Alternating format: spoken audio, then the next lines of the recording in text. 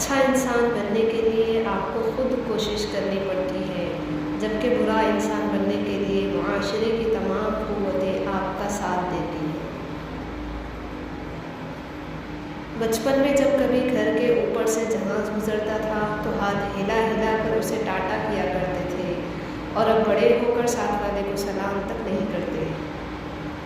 آپ کسی کے لیے کچھ بھی کر لو، جتنا مرضی کر لو، کچھ لوگوں کے شکوے شکایتیں ختم نہیں ہوں گی، کیونکہ ہم جس احسان فراموش معاشرے کا حصہ ہیں، وہاں اگر سونے کی پلیٹ میں بھی کچھ دیا جائے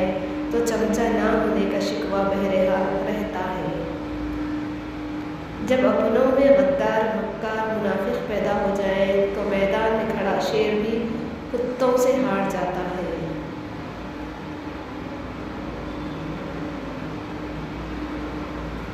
بغاوت ہمیشہ وہی لوگ کرتے ہیں